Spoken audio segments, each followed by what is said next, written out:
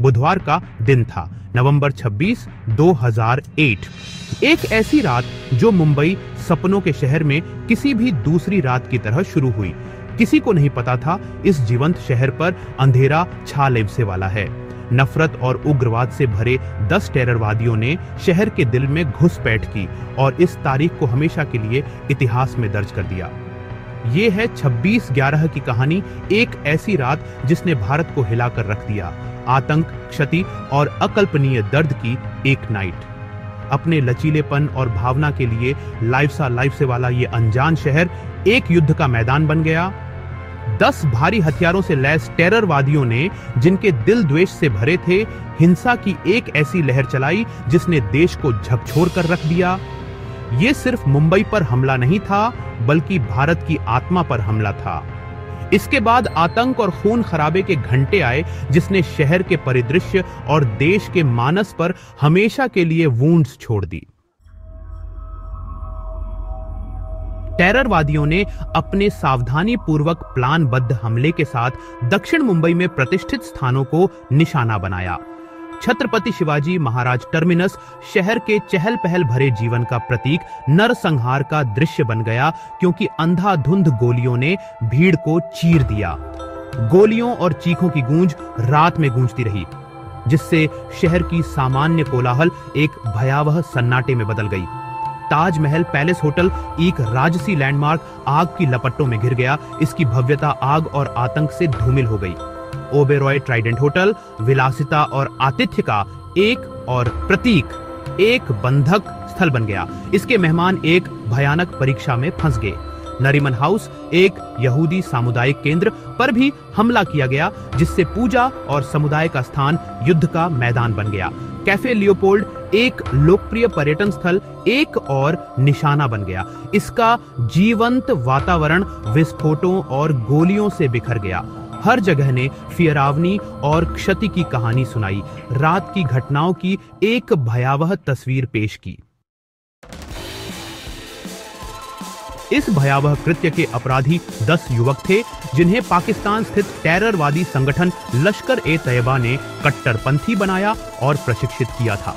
वे समुद्र के रास्ते आए, उनके दिल नफरत से भरे हुए थे, उनका दिमाग एक विकृत विचारधारा से विकृत था।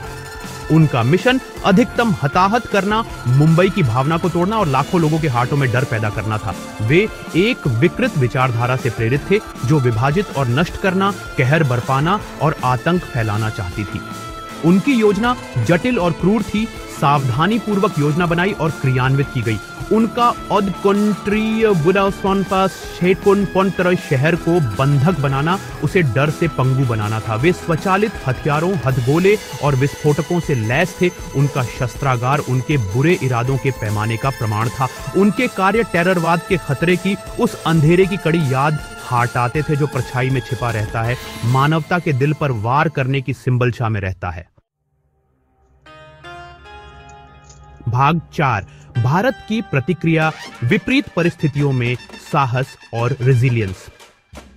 जैसे ही शहर हमलों से लड़खड़ाया, भारत के सुरक्षा बलों ने साहस और दृढ़ संकल्प के साथ जवाब दिया।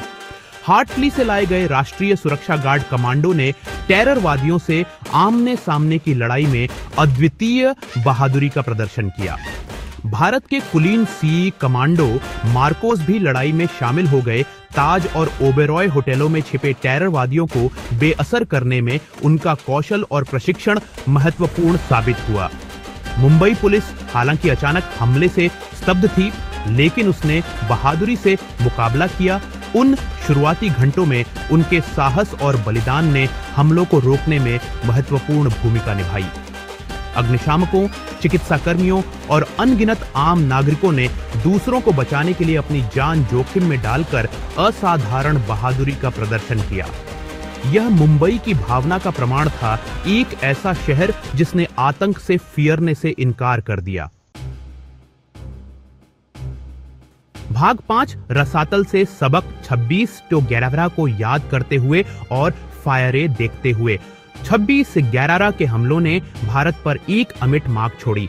उन्होंने देश के सुरक्षा तंत्र में कमजोरियों को उजागर किया, जिससे इसकी खुफिया और टेररवाद विरोधी क्षमताओं में एक बड़ा ओवरहॉल आया। हमलों ने टेररवाद की वैश्विक प्रकृति को भी उजागर किया। इस खतरे से निपटने के लिए अधिक से अधिक अंतर्राष्ट्रीय सहयोग की मांग की। लेकिन सबसे महत्वपूर्ण बात 26/11 ने भारत की अदम्य भावना, विपरीत परिस्थितियों में उसके लचीलेपन का प्रदर्शन किया।